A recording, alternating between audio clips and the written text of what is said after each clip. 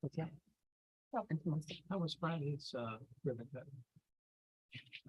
Unveiling. Oh, it's wonderful. On the gateway? Nice crowd. Sure, Wolf was there to take interviews. Good looking picture in the paper.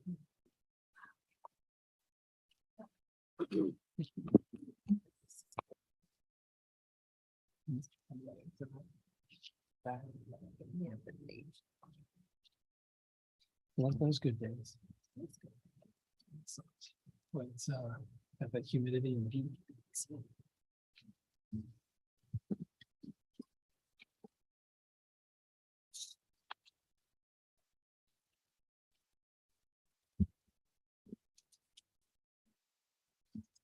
Good evening, ladies and gentlemen. It's the appointed hour of 7 o'clock, and welcome to the Lexington City Council July 7th meeting. And I'd like to call the meeting to order.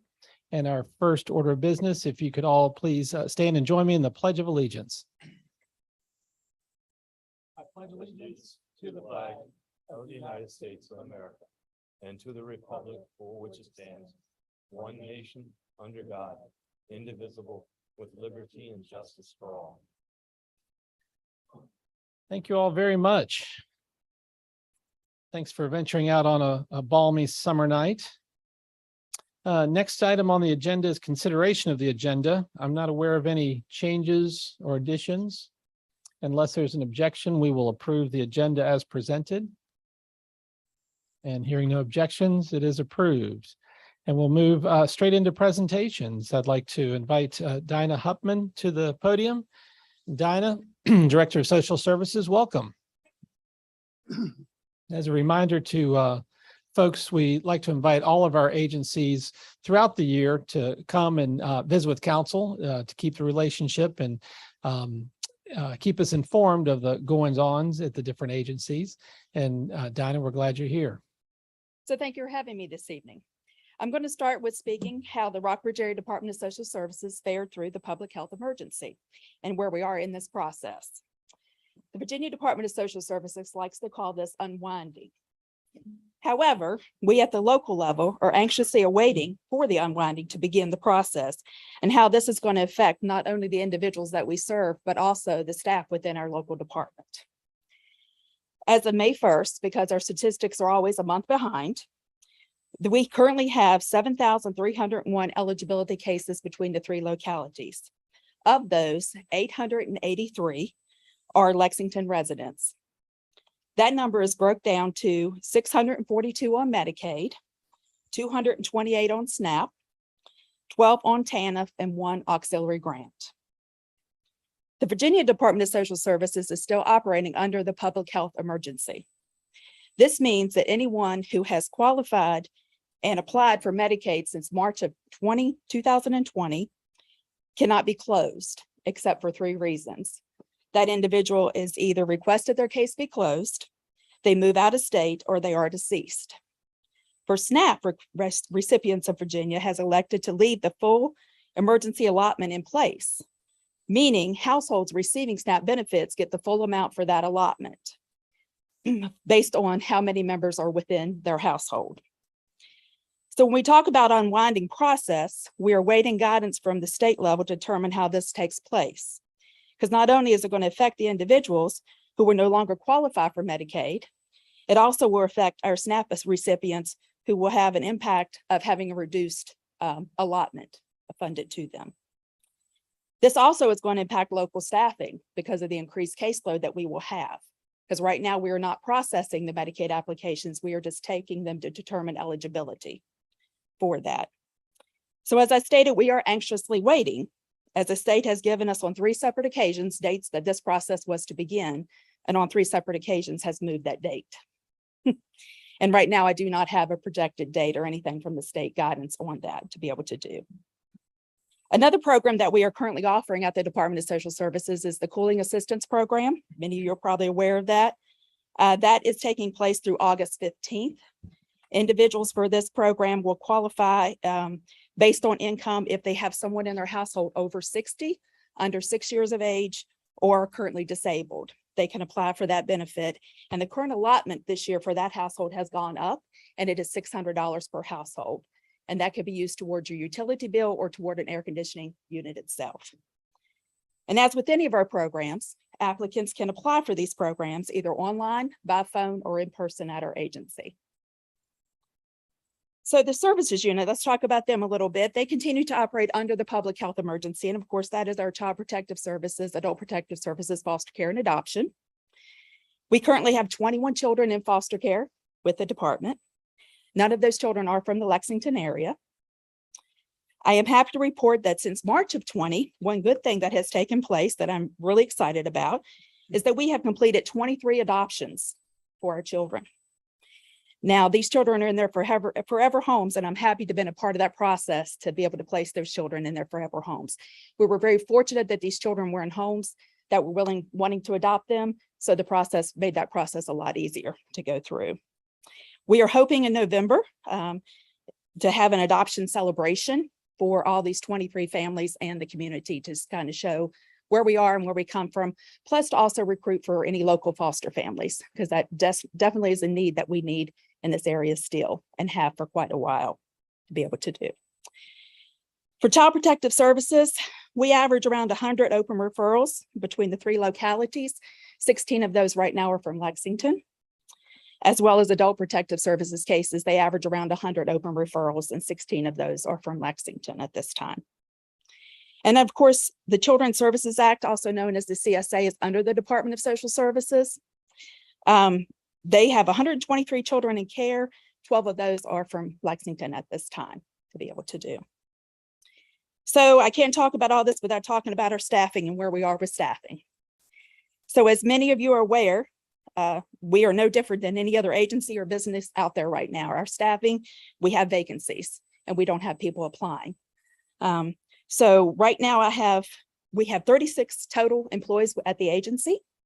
We have 28 full-time and 8 part-time contract employees, and I have 6 vacancies out of that. I have a self-sufficiency specialist position that's with our benefit programs unit. I have a benefit program specialist position. I have a child protective services investigator, a child protective services in-home worker, and a benefit programs specialist supervisor, and a foster care adoption supervisor position available right now. The one good thing that came out of the pandemic is that we did learn that we could telework. And that is something that we continue to offer at this agency with both our eligibility and services unit. That is a schedule that is made with the supervisors, and they can work from home certain days and within the office certain days. And I really think by offering this option, it really has helped with their recruitment process and being able to bring in the younger generation into the agency itself. So in closing, I want to thank you again for having me. And as always, feel free to reach out with any questions or concerns you may have. I'm always available. Thank you, Dinah. Members of council have questions. Mr. Alligood. Thanks for coming. The DSS program, is the rent relief part of it? No, sir. That is a separate program. I see. Yes. Because I'd Mr. read about a moratorium that's upon us now for that. So that doesn't affect your agency at all. No, it does not directly. Mr. Bruce Sigler runs that through the Rockbridge County. That's a separate program All right, itself. thanks. I was curious to know. Okay. On a higher level, remind us the level of funding that comes from the municipalities versus the state. And at the beginning, you mentioned the increased responsibilities of your department, that there should be some additional revenue that comes along with those additional responsibilities. Is that correct? Well, the state does provide for us, especially through the pandemic, as far as more funding source with our administrative staff to allow more services staff to be brought on board. And they currently have put it in their budget for FY23. We do have that budget line itself to be able to do. Now, of course, the locality's administrative budget is 15.5% of that, and that's broken down between your 3 localities. Perfect. Thank you. Any other questions? Mr. Smith? That's great news about foster care. I know that's been a topic of discussion. But one of the related topics is, when foster kids age out of their family programming, what efforts are the efforts made to help continue support there? Does that fall under social services, or does that fall under a different agency?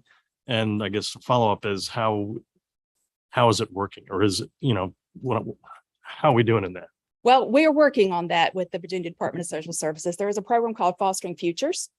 And so when a foster child turns 18, of course, they are a legal adult. However, they can choose, and they have to choose to stay in the foster care system until they're 21. Now, by doing that, they either have to attend school, whether it be a secondary school or primary school, or hold a job. I think it's 26 hours a week, a part-time job. So if they elect to do that, then they can stay in a program called Fostering Futures.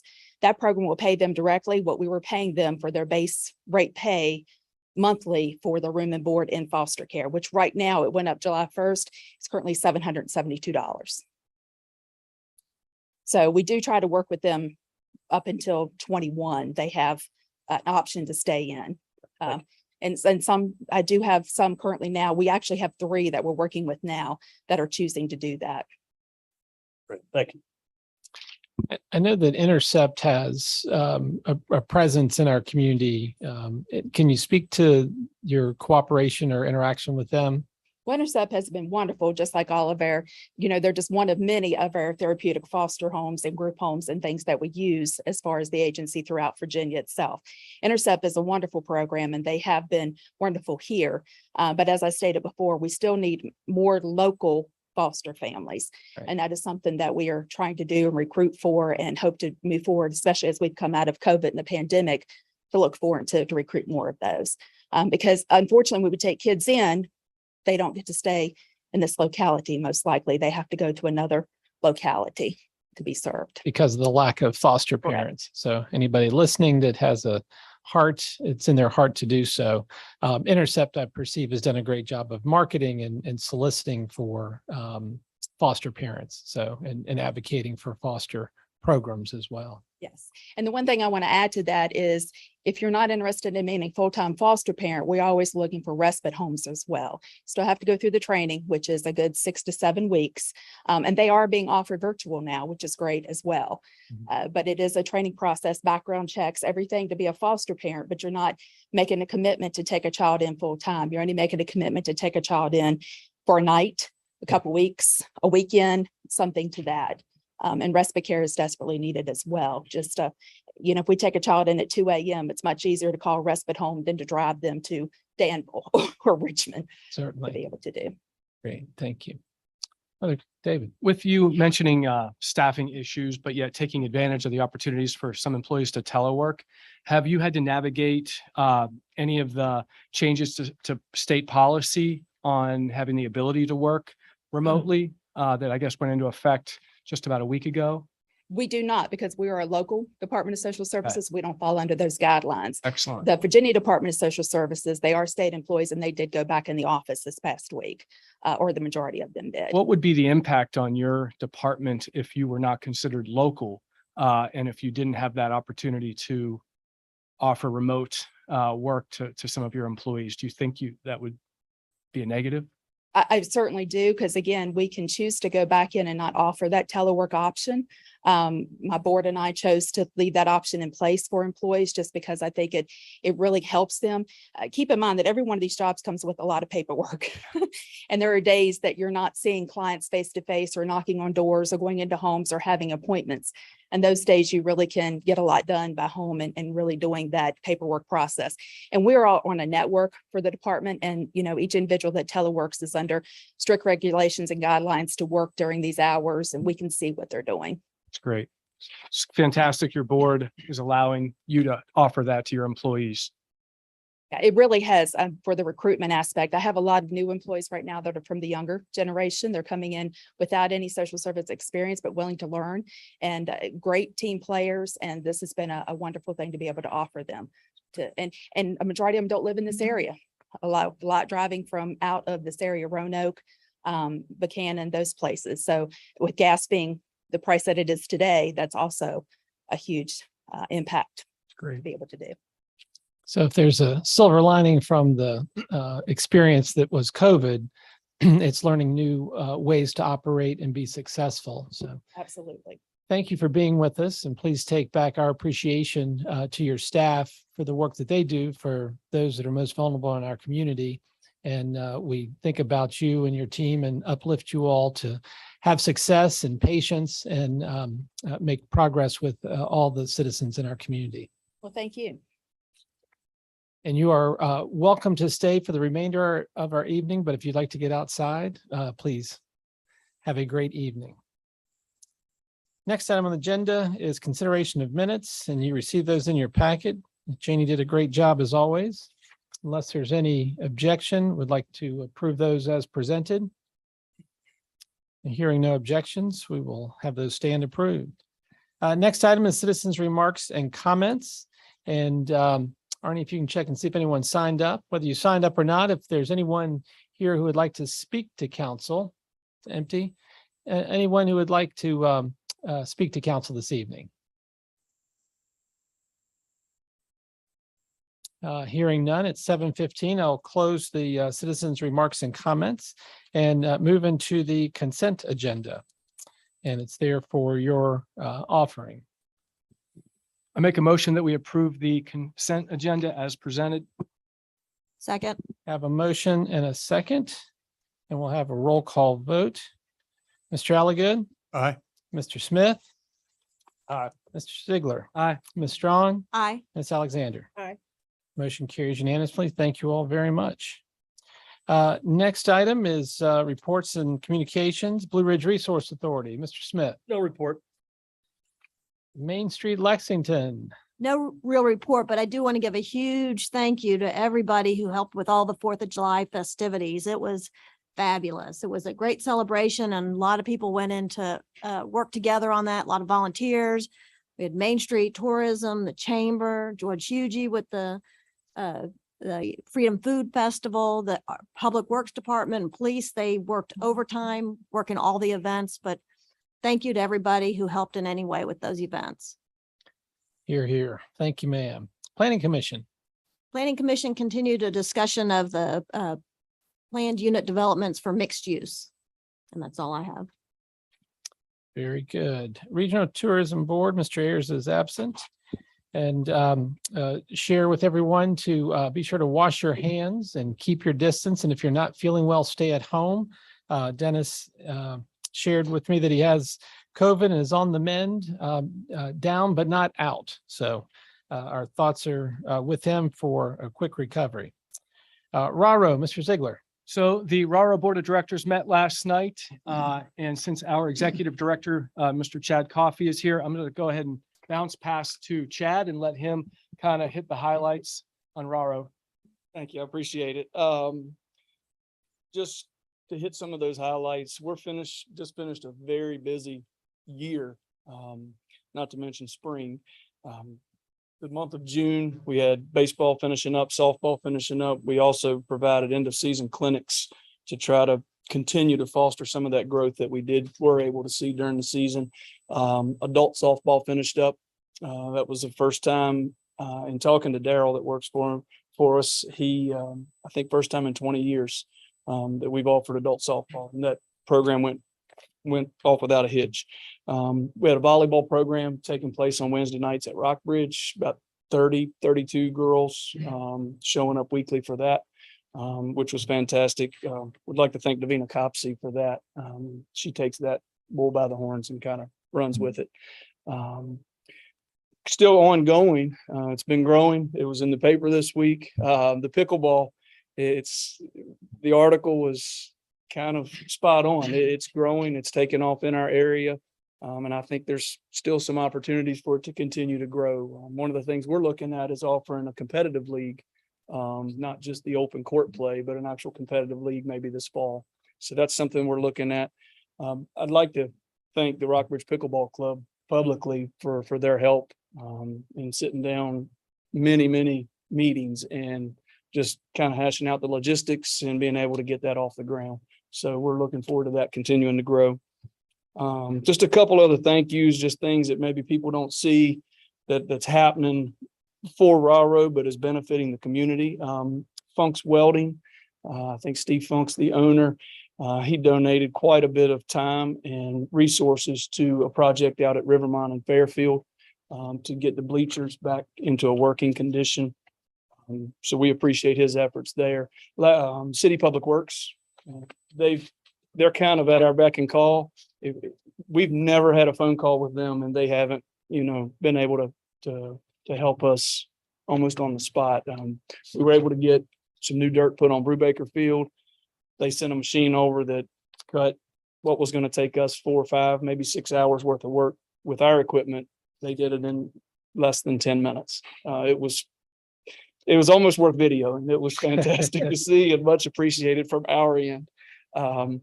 That's Scott, Dameron, and Mike Insminger was the one who came over and helped out. So much appreciated on their end. The fields look great, and they take care of them, and we certainly appreciate it as well as I know everybody else does. Fall sports are set to start probably mid-August. We're still taking registration in most of those programs. Setting the teams is kind of will dictate some of those numbers, but we're still looking to finish filling out those teams. With that being said, we're always looking for volunteers. I've got a great staff. We've got very good part-time help, but the volunteer program is what's going to drive it and continue to drive us forward. So we are always open to looking for more volunteers. You all have any questions, any of the programs or anything that's been taking place? I'll just Sure. make a comment to thank you and your board for expanding the adult programming offerings. I know that's been something the community has wanted for a while, and it's been gradually coming along, but it sounds like you've made a lot of progress recently with that. Yes, we Thank did you. in a short amount of time. We thank you for you all, just the support that everyone has provided in that part has been, I didn't know how they were going to take off, and it's been very nice. We've also got quite a few other things, new things that we're looking to do for 23. So we're excited about that as well. So stay tuned on those things. Chad, thanks for being with us and spreading the word on pickleball fever.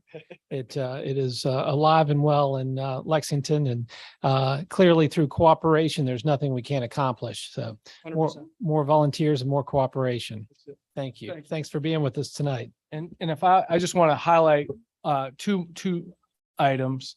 One, last night when we met, we had invited Coach Martin Cox, the new Rockbridge County High School football coach, to come meet us. And he was thrilled. He came and gave up 30 or 40 minutes of his time last night at our board meeting. He did not take any football advice from me, so don't worry. But he talked about his vision for the program at Rockbridge County. He talked about the interaction that he hopes to have with RARO. And just that, it's a building block. RARO does well. It feeds the high school. It feeds Perry McClure. It's just successful for the whole area. So it was tremendous that he gave that time to us last night. And then also the city of Lexington has benefited from one of our appointed board members, Scott Rogers, for several years. But he's planning a move to the county either this month or next month. And so we will be needing to appoint a new person.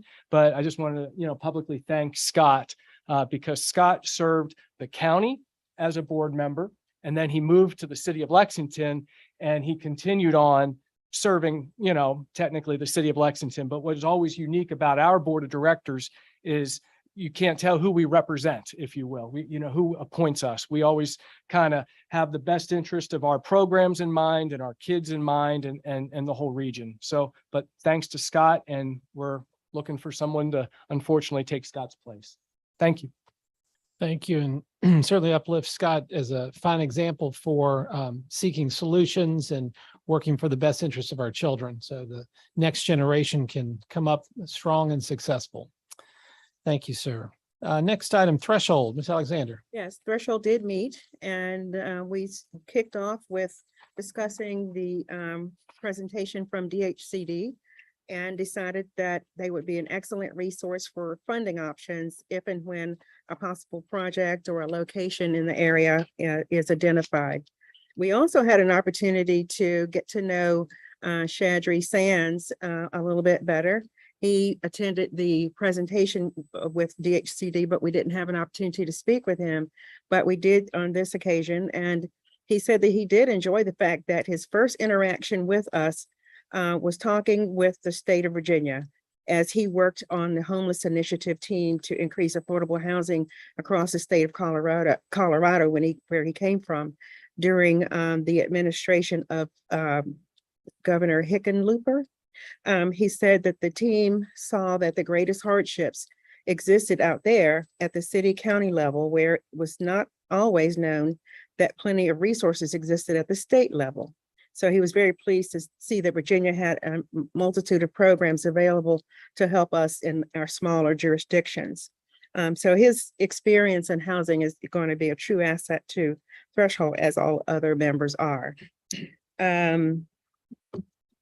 It was suggested that Threshold and the Planning Commission could meet to discuss development of city-owned parcels before a developer is deeply involved with any one of our groups. We pointed out that there are a number of privately owned parcels with development potential, and it was worthwhile to identify privately owned vacant land, and we've been provided information from a vacant parcel map that's in the comp plan, and that was offered to us so that Threshold could review it for the next meeting. We talked about local developers who might be willing to have a conversation with Threshold about local development, especially building multifamily units. We really didn't know of anyone in the local area, but there is an agency out of the Christiansburg area that we hope to engage in a conversation with, hopefully jointly with planning as well as with Threshold. And we talked about the recent trend in properties in Lexington that are being purchased by out-of-town owners as second homes, and how Lexington has a restricted revenue and that it makes affordable housing more difficult than in other jurisdictions. And that's one of the reasons why we want to jointly work with Buena Vista, Rockbridge County, as well as right here in the city to make it a joint effort. We talked about liking to see that maybe Threshold add a component to our program to work with young adults who are first-time home buyers to assist them with getting mortgages, pointing out that this would keep the homes that are currently being purchased by out-of-town parents of college students within our own community, so that our young people can share the wealth of being homeowners. And this was Commissioner Vicki Turner's final Threshold meeting. So she was thanked for lending her invaluable expertise to the community over her long number of years on the Threshold Commission. And that's it. Thank you, ma'am. Members of council have any questions for Ms. Alexander? Very good. Mr. Alligood, Maury Service Authority. Thank you, Mr. Mayor. Maury Service Authority Board met earlier 2 weeks ago, and the main thing that came out of that meeting was to listen to a report from the consultant engineering company that is in charge of developing the plan for modernizing both the water treatment plant and the drinking water plant. And focusing on the drinking water side, the consultant gave us a report that said that the number of contractors that at this time who are bidding on projects are very slim. Some projects maybe one or two, and that the bids that are being offered for the water projects are running 50 to 100% over the budget, not budgeted, the preliminary estimated amount. which for us, our preliminary estimate for only the drinking water side was 20 million. So if you do 50 to 100, that's 30 to 40 mil that has just been thrown out, and I was floored. And I'd already thought that with the 20 million original estimate that there was cushion in that, but I'm living and learning on this. And so that's the news from the MSA. Thank you, Mr. Elliott. Any questions from council? Mr. Smith? What's the status of the grant application? It's everything with regard to the grant application has been timely and filed timely. The report from the consultants to that question said that the best they could tell us is that we're in line, and there's been no decision made, and that we're in line with many other localities as well. So how the money will be distributed is your guess is as good as mine. And so it's kind of an area that is full of unknowns at this point until the state makes a commitment on which projects were approved and at what rate. And at what one of the carrots that was tied in to this particular project is the state hung out a carrot for forgiveness of the loan up to 45% if you qualify, if you met all the qualifications. There's been no further information on whether that 45% is still in play, or how much of it is in play, or how it's going to be allocated. The bad report, as I mentioned a minute ago, was these estimates are coming in just unbelievably high, and the contractors are not bidding. I guess I'm just reading between the lines. Do the contractors have that much work that things are jammed up? I don't know. There was no information given that way. But the shocker, of course, was the 30 to 40 million only for the water. And we haven't even begun to talk about the wastewater modernization, which the preliminary estimate for that, along with the 20 for the water, the wastewater preliminary estimate was 30 million. So it's crazy. End of report.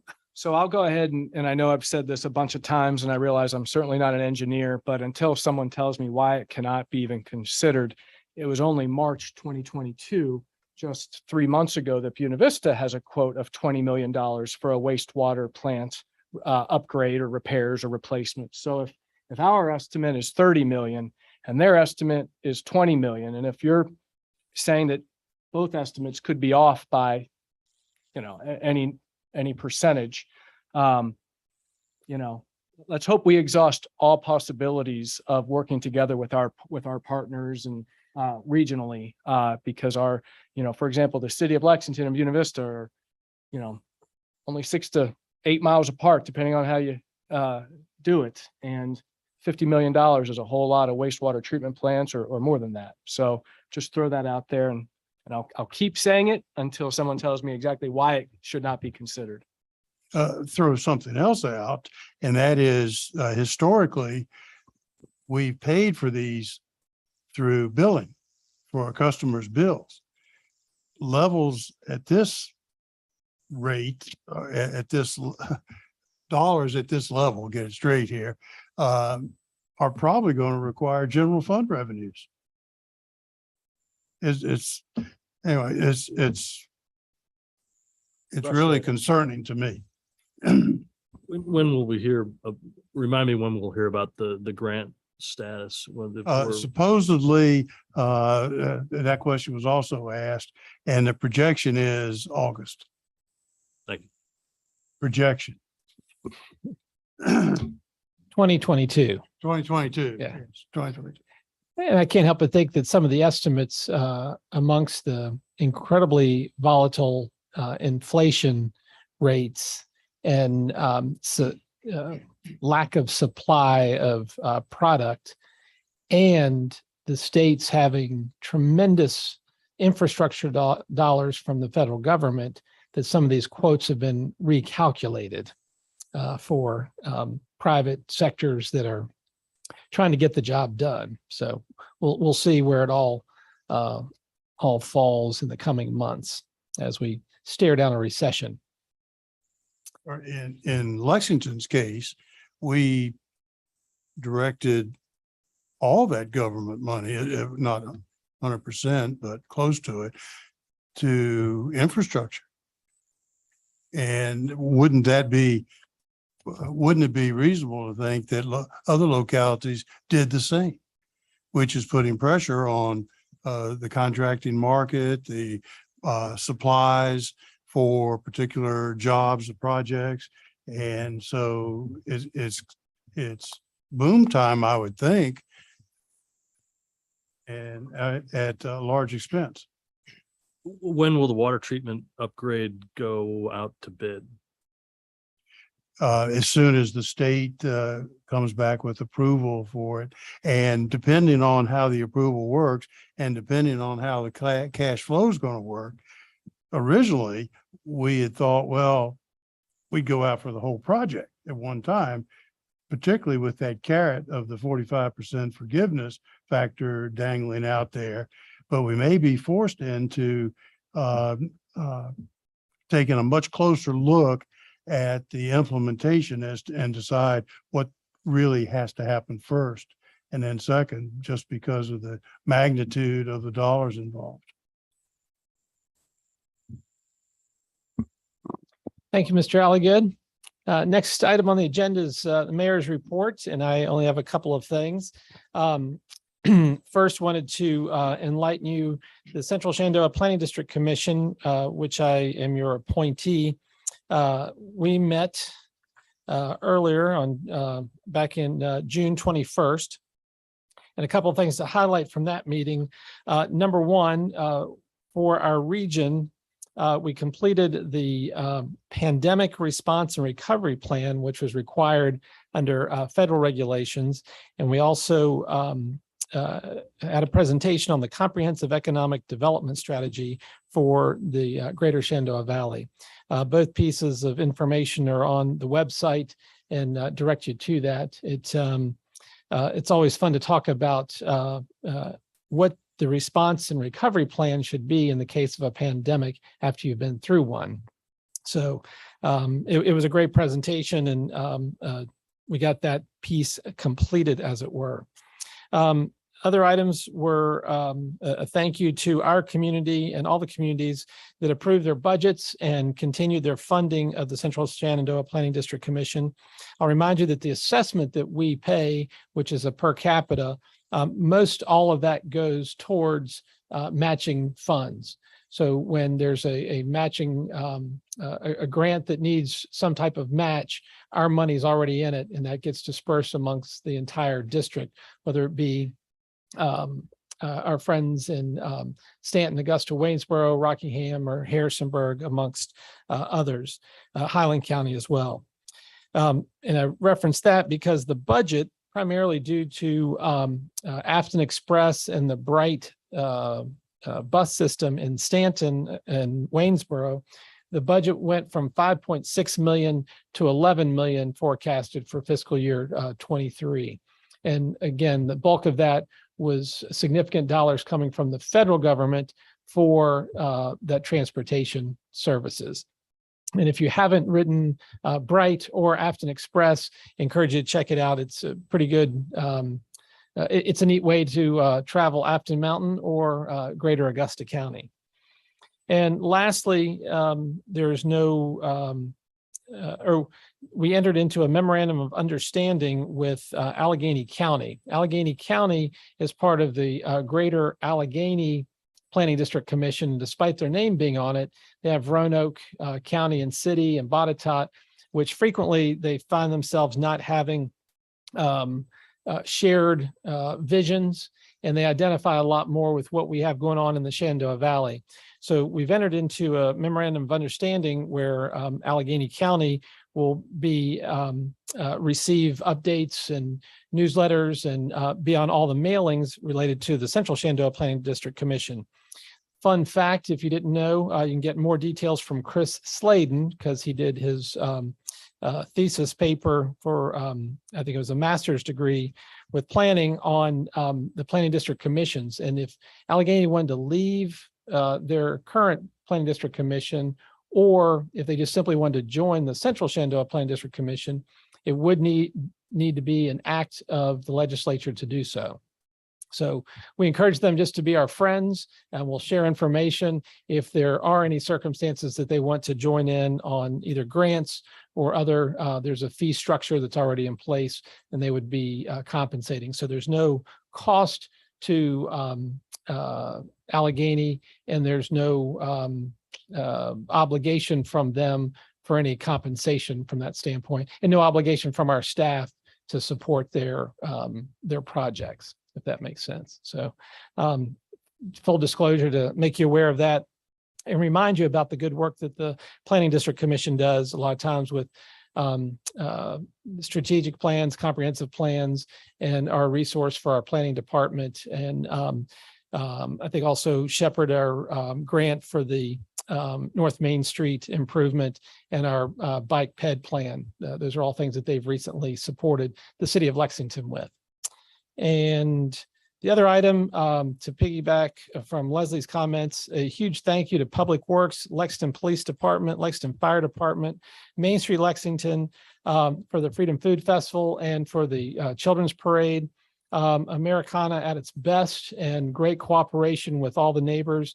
And a big shout out to George Ugie for pushing it to the finish line and leading the charge on getting the Freedom Food Festival, which by all measures was excellent, and a great occasion for us to celebrate our liberties and freedoms that we experience as Americans. And unless there are any questions, I'll bounce pass it to the city manager. Thank you, Mr. Mayor. Work to get a consultant or a contract to evaluate future needs at our regional jail are ongoing. The committee representing Rockbridge County, Buena Vista, and Lexington continue to meet and are now finalizing an agreement with a consultant for this purpose. The consultant will be charged with creating a community-based correction plan that we present it to the State Department of Corrections so that we are authorized to potentially expand the jail and be eligible for state funding. A review of options for renovation, expansion on site, or possible complete rebuild will be presented to the committee and ultimately then presented to our 3 local governing bodies. Interestingly, the Allegheny County, Bath County, and City of Covington Jail has very similar conditions to those we face.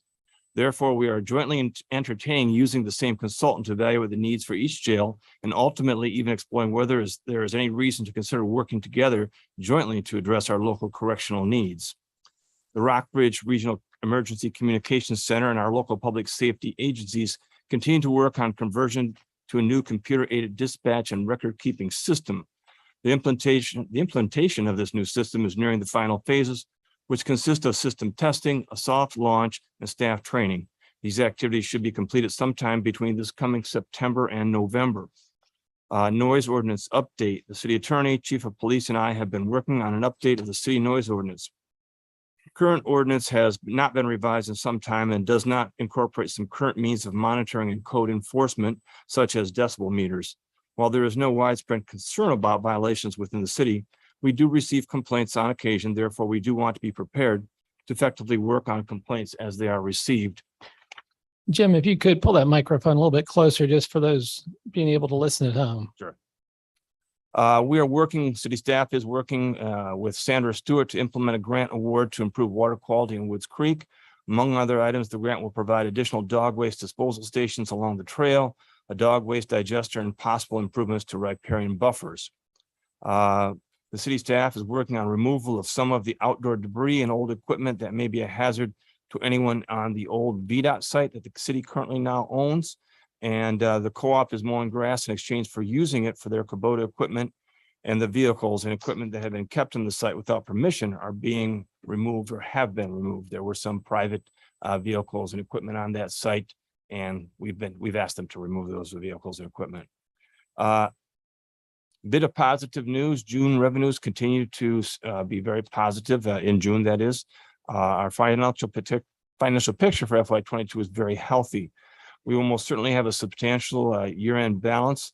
Of course, while we have ended the FY 22 budget year as of June 30th, we will not close out the fiscal year for several months as several revenue areas lag behind collection, as you know. These revenue categories are both meals and lodging, which are 1 month lag. That is, the revenues we've seen in June are actually for May. And then the sales tax revenues that we've seen now are actually for April. So we'll have to go a month more into August, that is, for the meals and lodging taxes, and into September before we see the year end in the sales taxes. However, at this point, very conservatively, these three revenue sources alone will probably yield a $658,000 surplus in the budget for those revenues alone. Planning and development, just an update from that department. They issued 4 building permits in June in the downtown area.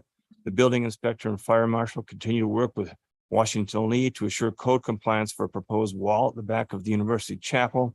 The Architectural Review Board is preparing to hear the request for an additional antenna on all 4 sides of the Gin Hotel. The company that is making the request is also actively exploring other possible options to mount the antenna that are less visible. Updates in the Lexington Fire Department. The department recently had a joint meeting with the Pulaski Fire Department to discuss improvements to various aspects of training, policy, and equipment deployment for rescue activities during an active assailant event. The department is collaborating with W&L to plan for emergency response to the proposed health center on General's Lane. The department has had troubles with the motor on engine 92, which is our busiest fire engine, and it has over 100,000 miles. They took it to be evaluated, and they found that it probably needs to be completely rebuilt, which will cost about $30,000. The department was also recently successful at finally purchasing 2 Chevy Tahoes that had been back ordered for months. Unfortunately, price increases have pushed each vehicle approximately $6,000 to $8,000 over budget. The department was on standby at the Freedom Food Festival and Bike Parade and did treat 1 individual for an allergic food reaction. Also on the 4th of July, the department responded to a call for assistance in locating 4 individuals on the Maury River who did not come in before dark and could not initially be located. All 4 individuals were taken off the river at 10 o'clock that night unharmed.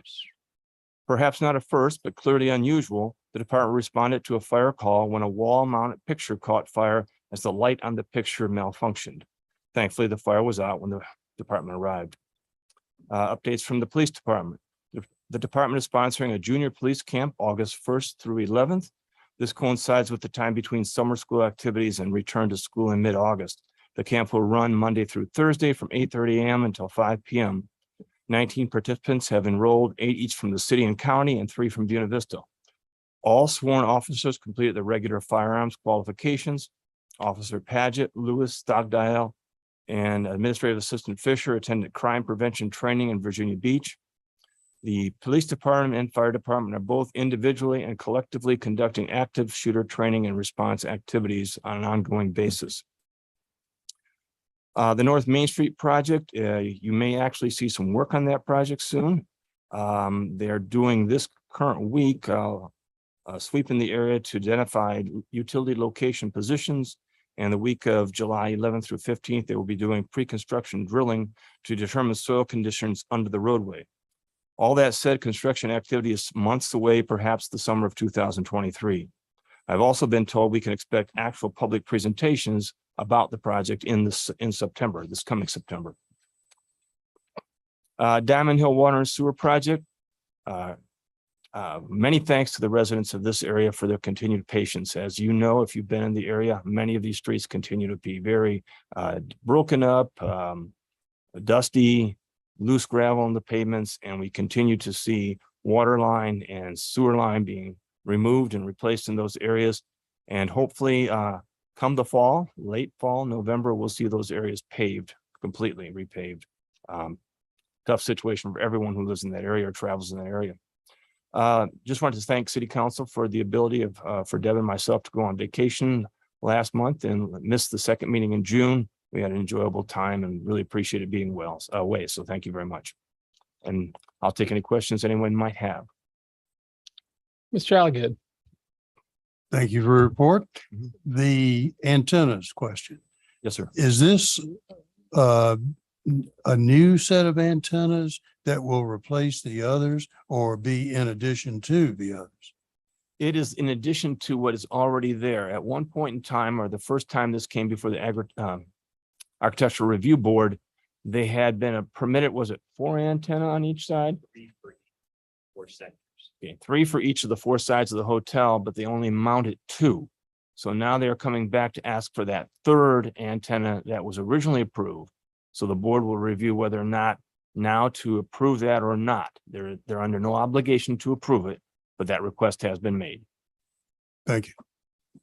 And the request, is it for the exact same style antenna? That is my belief. Again, Arnie Arnie? Glazer might have more information on that. It's the same style in that it will have the same wrap, so therefore the same stealth technology, but it is a smaller antenna than the narrower, taller ones that are up there. It's a little bit more of a square, and I think it's 2.2 square feet in size, but it's a smaller square antenna, but still with the same stealth technology.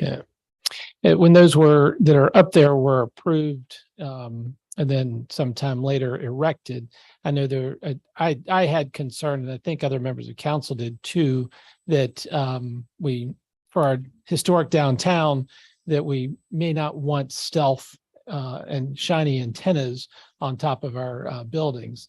And I'm curious of council's appetite for directing staff to draft something or organize an ordinance that would require it to be a pergola or chimney or something of that nature versus that the stealth opportunity that was presented previously and sounds like will be forthcoming at this. If you have no appetite, that's fine, but I feel compelled to ask if you have an opinion and if you invite staff to take some action.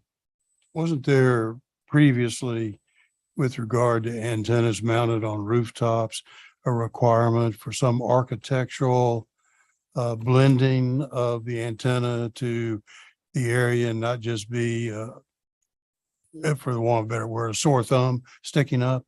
There's no requirement. I think a prior staff worked hard and advised applicants to work towards that. And that's why for years on top of the Robert E. Lee, or excuse me, the Gin Hotel, which has had a multitude of antennas, historically were pergola or chimney or something of that nature that was not as obvious and if you will, futuristic, unlike our historic buildings. But there was no requirement, which is why we have the ones up there that we have now. There was some discussion about small cell towers, which is a different thing that we didn't talk about having ARB guidelines. So what is ARB's feeling on this? They held their first meeting 2 weeks ago. And during that discussion of what is on top of the current Gin Hotel with all of the other previous approvals, the applicant, at least the applicant who attended the meeting, realized that some of those other things have been since gobbled up by Sprint and or T-Mobile. So they went back and are investigating whether some of those chimneys where Intelos or Shintel or one of the other companies where they had antennas, could they potentially get rid of those and hide there for, and I did receive good news, I think it was yesterday afternoon, that there's a good chance that they will be able to hide the 4 new antennas, not the 8 old antennas, but the 4 new ones in one of those chimneys or one of the other stealth areas on top of the hotel. Okay. Well, that is good. That's coming back to the ARB in 2 weeks. Sorry. Okay. But did the ARB have a feeling in general? Have they said anything that they would like to take the lead on making an No, guidelines for this? since we do have guidelines and not really an ordinance requirement, and the 3 considerational factors that they have are fairly open-ended. I don't believe in that discussion, mind you, we talked about many different things, but I don't believe that. I'd have to go back and check the minutes to see if they actually had some sort of direction and desire to change so that they could have a little bit more control over what type of stealth technology is utilized for antennas. To answer your question, sidebar with ARB member, they were disappointed in what the stealth actually looked like after the fact. And I think we're looking to city council for guidance or direction to limit. They're just working within the confines that they have. They're not, so I guess they don't feel it's their role to solicit, give us this tool. I mean, I guess, before there were quite a few chimneys up there, and that gets to be a bit of an eyesore too. I just kind of rely on ARB to guide us on what is the right. Mix. Yeah, exactly. I mean, we know we need the technology. And, Oh. and I know that was part of their discussion, is you get stuck into between a rock and a hard place about you need the technology, but you don't want to see the technology. Well, the beauty is in the eye of the beholders. And I think there's some that look at the stealth and think that it's, lovely and blends in with the sky. I'm not one of those. And I own that. Whether they're 2 chimneys or 12 chimneys seem appropriate on top of a historic building in a historic city. So that's my bias. But we can continue on with what we have. Again, I just know that when the stealth that are up there now were approved, I was under the impression that we had an ordinance or guideline or some type of restriction that downtown Lexington, go to Sheets area of town on East Nelson. I don't see the need for the chimneys there. It's a fairly new and it's just a different feel. So I think it's incumbent upon us as stewards of the city to work to maintain that historic circumstance. And certainly HLF and others have done a lot for buildings, and we have the authority or responsibility of protecting the tops of them. And whether that, if we give ARB the direction or they ask for the direction, I'm not sure we'll get there if we keep looking at each other saying, what do you want to do? And if council doesn't want to do anything, that's okay. That's a choice. But that's why I raised the topic. Personally, I think that asking staff to investigate and learn about alternatives to stealth technology would be helpful.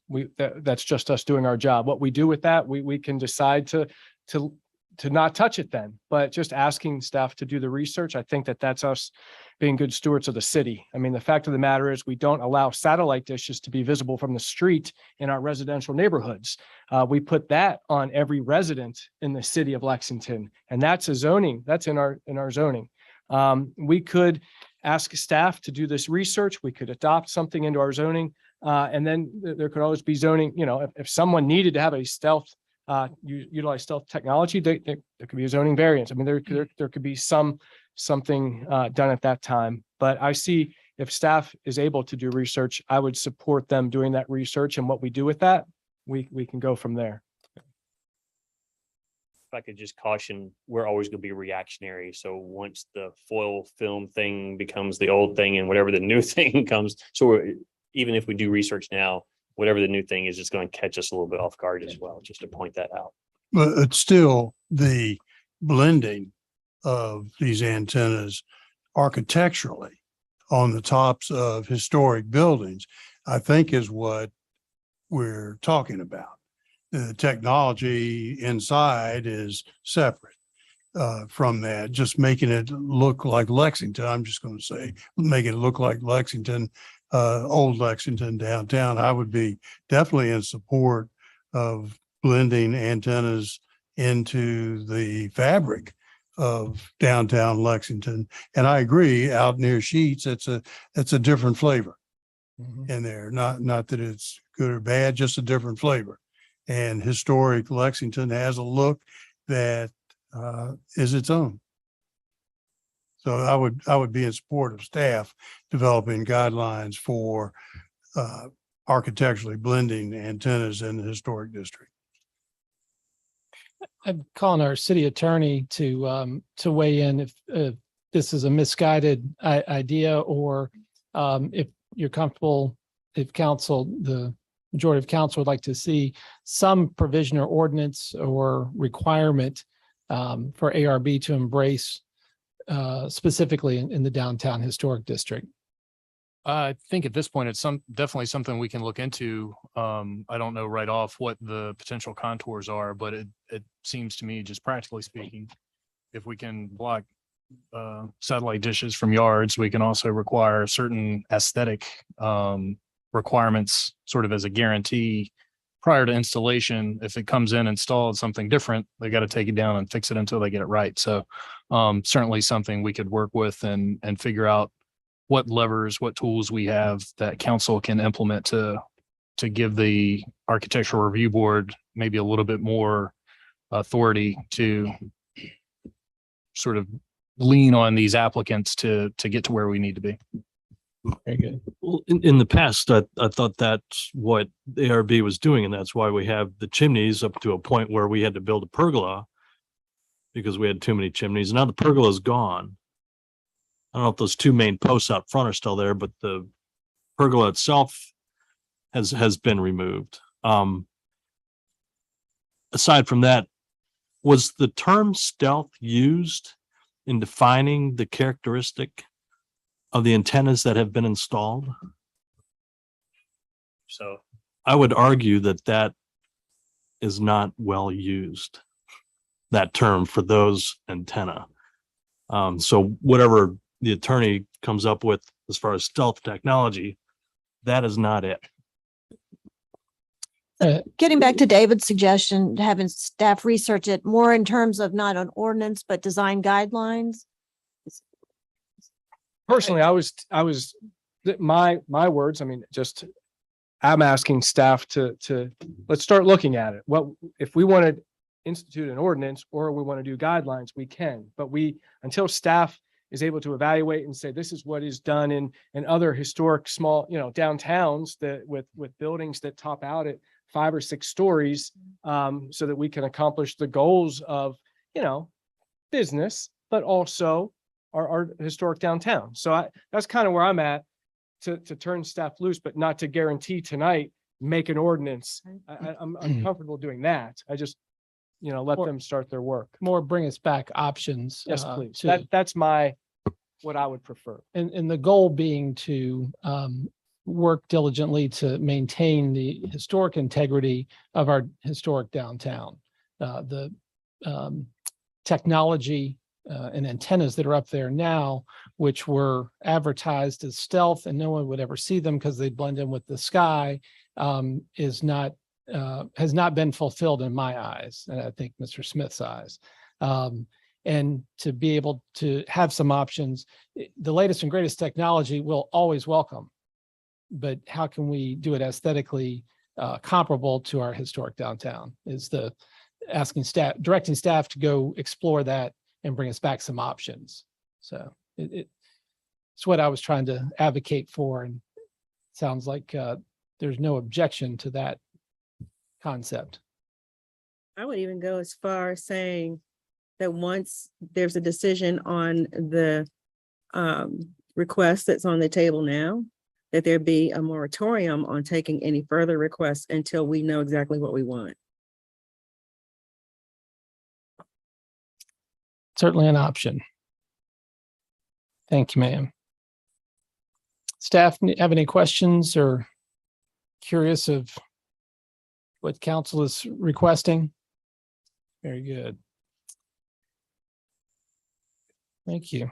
Next item on the agenda, or any other questions for Jim on his report? Hearing none, would call on city attorney. Two things tonight. The first is an update on the opioid funds. I believe Jen and I have jumped through the hoops from the national coordinator of these things, and we're hoping to get the first cut of money by Friday of next week. I think it's only $3,700 is the first payment, but they assure us that more is coming with, I don't believe, much more sort of interaction on our part. The second is I met with Jim earlier this week. There's been some sort of spotty concerns around town about abandoned or derelict buildings or overgrown vegetation in some places. And we've been talking about ways to address that, both in sort of individual terms, certain lots, what we can do, or to see if there's an appetite for a broader approach, sort of a citywide comprehensive effort to identify these problematic parcels, decide what tools the city wants or would choose potentially to implement to address the concerns. And I believe we're hoping to have something, a proposal to council in terms of considering options, nothing necessarily to take action on, but sort of a discussion of 3 or 4 potential tools and ways we could use them either on a one-off basis, lot per lot, or as part of a broader strategy. Ideally, we'll bring that to y'all sometime in August or September, depending on other items on the agenda. Along with that is the issue of delinquent tax parcels. We've got parcels that haven't paid taxes in 5 or 6 years. How we either sort of tie those in with the if they are derelict or problematic parcels, tie those two things together, or we go on parallel tracks, potentially getting those tax parcels back on the tax rolls, and what that process would look like and potential ramifications of that. That's all I have. Happy to answer any questions. Members of council have any questions for the city attorney? Hearing none, thank you. And I will look forward to those updates and details as we move forward on those situations and opportunities. I neglected one thing to share with you early under my report, and I will quickly before we move towards adjournment. But there's an I-81 advisory committee that was created by the General Assembly to look at specifically from Bristol to Winchester-ish I-81 corridor and opportunities for improvement for the safety and productivity of the valley. And Shep Miller is the new Secretary of Transportation who led the meeting this afternoon that I attended. As the chair of the Planning District Commission, I have a seat on this committee. And Terry Austin, our delegate to the south, who will be picking up Rockbridge County in the new configuration, was elected as the chairman of the committee. And we heard reports from David Covington and Grant Sparks and Mike McLaughlin specifically about the several items that come close to about a $2 billion price tag for improvements along I-81. They've been hitting the low-hanging fruit and use bonds to pick up $1 billion for improvements in the past probably 36 months that this has been going on. So far, at least in fiscal year 22, which just ended, it appears the current tax on gallon of gas that is collected by folks fueling up on 81, those dollars are sufficient. They're budgeted 75 million, and I think came in at 76 million for fiscal year 22. And they anticipate that when asked specifically, electric cars and trucks are not going to have a meaningful impact on that tax collection. And so far, they don't anticipate the price per gallon of gas, the increases in inflation are going to slow it down either. And so they should have sufficient revenue to continue on with these. But the two things that found particularly interesting, two things that have benefited the Commonwealth from the I-81 tax or this gas tax use has been the Virginia Breeze bus routes. There are 4 different bus systems going everywhere from Bristol to Washington, D.C. And the usage on that has been very, very successful. A big piece of that is getting people off the interstate. So when you have 40 or 50 people in a bus versus all driving an automobile, marked improvement. They suggested around the time of the schools going on breaks that the usage is much higher, and because they have a system where you have to pre-purchase your ticket, they can know how many buses to have at that location, and we'll have 1 bus and I think up to 6 buses, around Thanksgiving holiday, spring break, and things of that nature. And then the other is the positive impact that's funds that have allowed via, I think it's VPRA, the rail authority, to purchase some track from Norfolk Southern, also engage in some memorandums of understanding with Norfolk Southern to do additional passenger rail, an additional stop in Roanoke, and then now to New River Valley. So encourage you, if you're traveling to DC, to explore and look at one of those options. The train in particular, I think from Roanoke to DC it was approximately $38 ticket each way. When you think about how much gas it'll take, you'll save money, and you won't have to worry about white knuckling it when you hit 66 or 495. But just want to give you an update, and glad to answer any questions you may have relative to the 81 advisory. We're by statute supposed to meet twice a year, and I think we're next scheduled to meet the 1st of December. But an honor and privilege to serve on that committee, and the good folks there, and under Terry Austin's leadership, and Shep Miller as Secretary of Transportation. So, yes, sir, Mr. Alligood. With regard to getting traffic off of I-81, there was a report several years ago about the use of intermodal trains and the containers that the trains are carrying. Was there any estimate mentioned or any numbers mentioned about that on your meeting? Conceptually, but not specific numbers, just that they're continuing to work in that capacity. Passenger has been the primary focus. Intermodal, not much progress has been made. Norfolk Southern is still responsible for all of that, and Amtrak ostensibly is responsible for all the passenger rail. It's still a goal, but there haven't been many dollars put to accomplish that, or to really explore a robust usage of rail. So aspirational At this point, at yes. this point, yes. Yes, sir. Thank you. Next item is new business, and the first item is review of an ordinance to limit growth of trees and other vegetation at intersections and other locations that cause a public hazard. And I'd call on Jim to introduce this subject. Thank you, Mr. Mayor. I'm actually going to yield to Miss Betty Basil from the tree board, and she's going to give you a few introductory comments, and then I've got a little bit of a staff review to add to that. Welcome, Betty. Thank you very much. For those who aren't aware, the tree board is one of the city advisory boards. We advise the city on urban green space, essentially, not just trees, but parks and vegetation.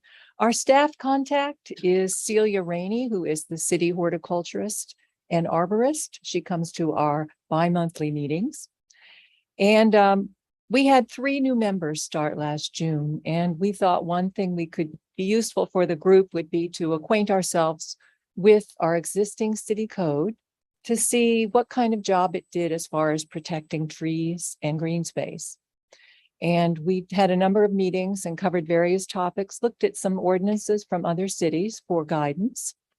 And one issue that emerged, that recurred actually, as we discussed these, was safety, particularly safety at intersections, safety for bicyclists, safety for people who are walking along streets because of vegetation that impeded visibility for all those groups.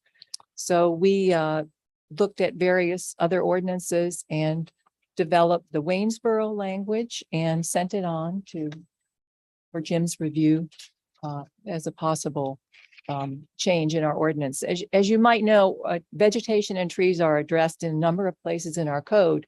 We have a city chapter that's devoted just to trees, but vegetation is also addressed in streets and sidewalks. It's addressed in our zoning laws too.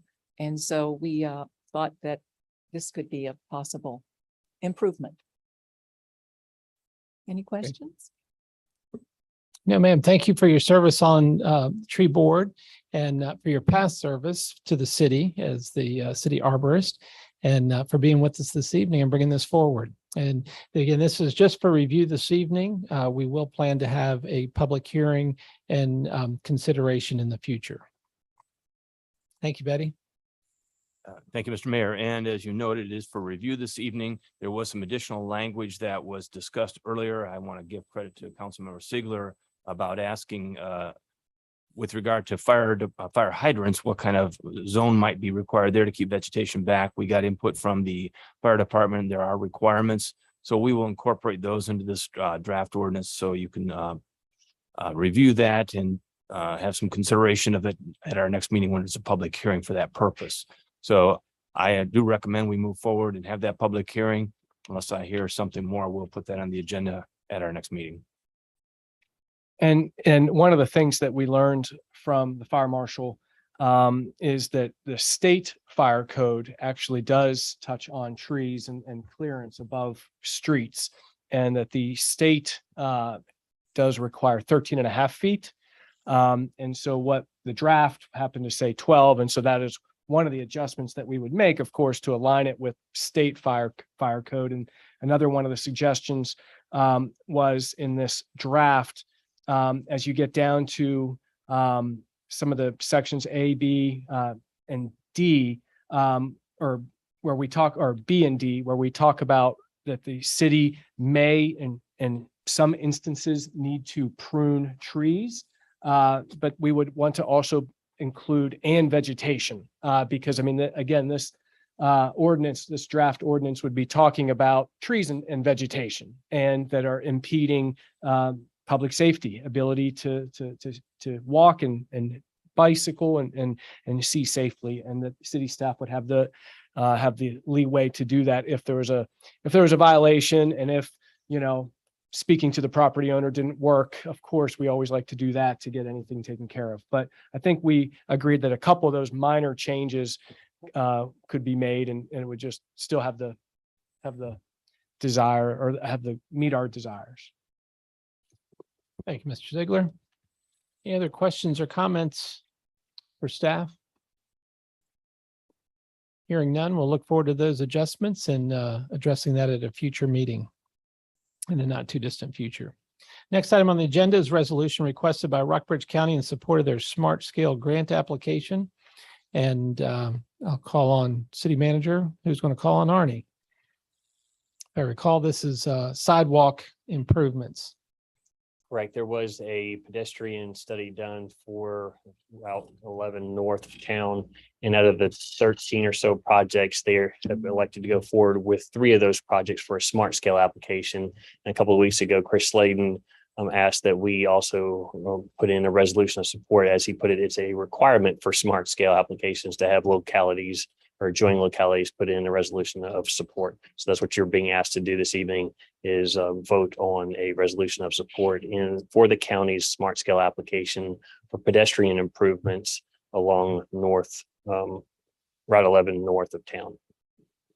And this will be sidewalk that'll be, if you will, on the west side from University Florist up towards the intersection, the stoplight with Tractor Supply, and then continue on to Greenhouse Road. Jefferson Florist, I'm sorry. Yes, Jefferson Florist, the florist on the corner there, and heading along on the western boundary of US 11 to Greenhouse Road, where it would then connect for students to ride bikes and cross-country team to run safely and things of that nature.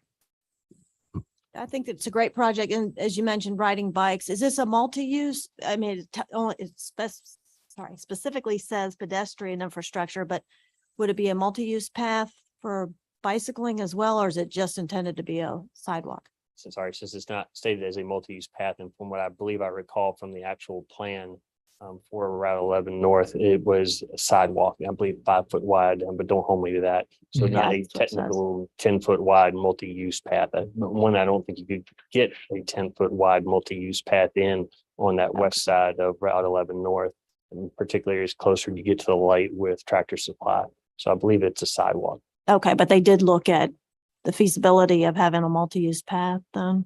I was involved at the very beginning of that process when we went out and did sort of a site assessment, and there's not a whole lot of room, particularly as you get up the hill and where you have that embankment with the trees planted within the rocks. Mhm. That area is fairly narrow. They were comfortable with being able to get a sidewalk in, but I don't believe they had room, but please don't hold me to this, but I don't believe they had room for what is a minimum 10 foot wide shared use path. Okay, all right. I just want to make sure they looked at it. And one thing to know is that looking to the future, they hope to extend the sidewalk across Interstate 64 all the way to Walmart ultimately. Right now, because the configuration with the bridge doesn't make sense, but at some point when they have to do upgrades to those bridges, it's in the plan for the future, very aspirational to take sidewalks all the way, make it safer for folks walking out to Walmart. And of course, also, many of the VMI cadets, they used to park their cars at the old Kmart, and they've developed a parking lot out beyond the high school at Hinty Hall. And so there'll be cadet cars out there, and having a sidewalk makes it much more accessible for cadets to get to their vehicles, not walking along Route 11. So it's a excellent project. And I'm happy to make a motion when it's appropriate to approve resolution 2022-05, supporting the county smart scale application. I think you just did. Second. Have a motion and a second. And for those keeping score or paying attention at home, the old Kmart parking lot, if you're not familiar, is where Food Line and Ollie's is located now. So for those new to town, the old Kmart parking lot is there. Any further discussion? Hearing none, would ask for a roll call vote. Mr. Smith, Aye. Mr. Alligood, Aye. Mr. Ziegler, Aye. Ms. Strawn, Aye. Ms. Alexander. Aye. Motion carries unanimously. Thank you all very much. We do not have a closed session, and unless there's any objection, we will stand adjourned at 8:19. Thank you all for being here.